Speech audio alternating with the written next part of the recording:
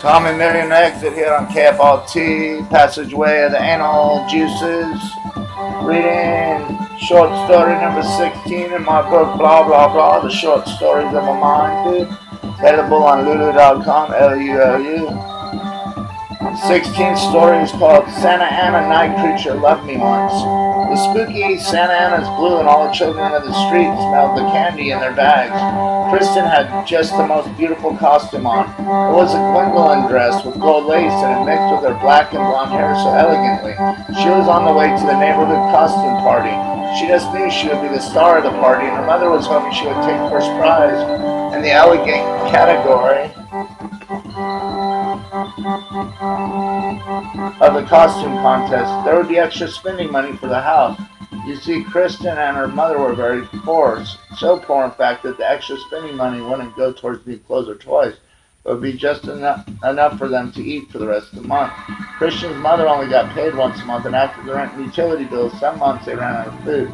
They could, of course, borrow from the neighbors, but that would only make them worse off the next month, and they really didn't like to do that. Kristen didn't care much for the party. Her interests were boys, of course, and Jake was at the party, and Kristen couldn't take her eyes off him. He was dressed as a wolf, and his eyes were piercing. She wanted to go over to him and introduce himself, but she didn't want to do it by herself. If she only had a friend that knew him to introduce her, she was assured he would want her. And to her surprise, her friend Helen was there, and she knew everyone at Warner High. She could ask her to do her bidding, but she felt so ashamed. Kristen had never done such a thing before. Helen was so popular that with her as a friend, you had to act and behave a certain way. For instance, if she told you to date someone that was in her circle, you did it. If you didn't, you were cast out and shunned. No one at Warner who was popular wanted that. They would do anything to stay in the circle, anything. And Kristen knew this, but Jake was so exciting, and all she could think of was making him hers. But she had to be careful if she asked Helen in the wrong way. She was certain to be cast out. And if she was cast out, she would probably be so embarrassed she would have to leave town, or worse, be stuck there until she graduated. And she didn't graduate for 2 more years. 2 whole years. That was a lifetime in her eyes. So Kristen thought if she could ask Helen nonchalantly, perhaps Helen wouldn't notice that it was her pulling the strings. Christian knew it was Helen that ran things around town. At least if you went to Warner High, that was. So Christian gathered up all her courage and went over to Helen. Helen, is that Jake over there? Christian asked. Yes, he's new in town. No one really knows the story yet. I hear his family has money, though, Helen answered. Think we should introduce ourselves? Christian pushed on. Yeah, that sounds good, Helen replied. Excuse us, aren't you Jake? Helen asked. Yes, I am, and who are you two? Jake answered. I'm Helen, and I am Kristen, they answered. You just moved into town, didn't you? Helen asked. But Jake didn't hear her. He was staring at Kristen. Something pulled him to her. Kristen noticed, and she got all fluttery in her chest. Excuse me, Jake, Helen raised. Still, he was staring at her, hypnotized. Then Helen made the slightest little smile, and Jake came out of his trance. Yes, I'm new here. My family just moved here from St. Louis, Jake said. Well, we'd like to welcome you to our little town. How about going to get some punch? Kristen chirped. Just then, Jake, come here. It was Mark, Warner's football star, calling to Jake. Oh, well, nice to meet you. Wouldn't want to ruin my big chance on the football team. School politics, you know. And Jake was off. Jake's family was old wealth, plantation wealth. His great-great-grandfather had survived the Civil War, and Jake's family instilled his values in all their children. The Monroes had to be at the leading edge of society at all costs. Jake hated the pressure they placed on him. Being the eldest child, he was the one that had to make it. The family pressed him so hard that sometimes he needed a break. He couldn't wait until he could graduate and leave for college.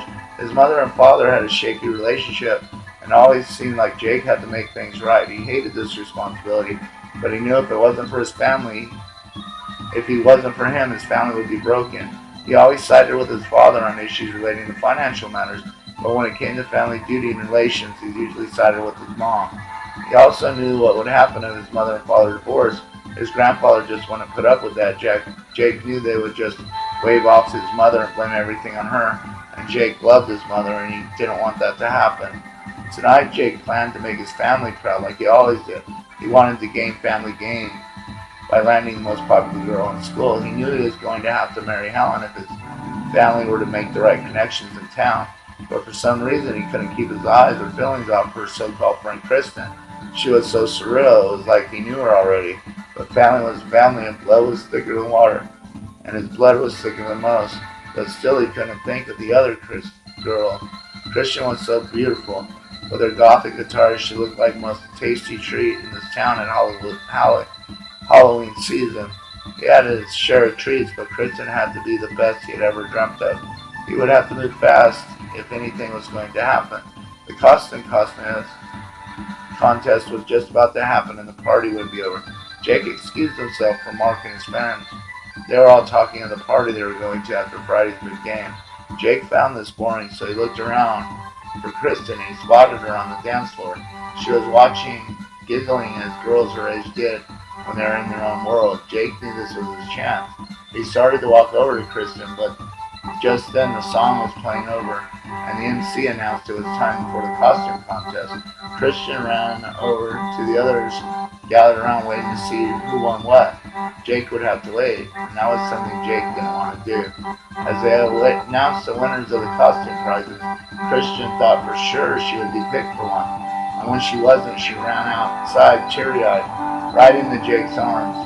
His eyes became red, and Kristen thought she was in heaven.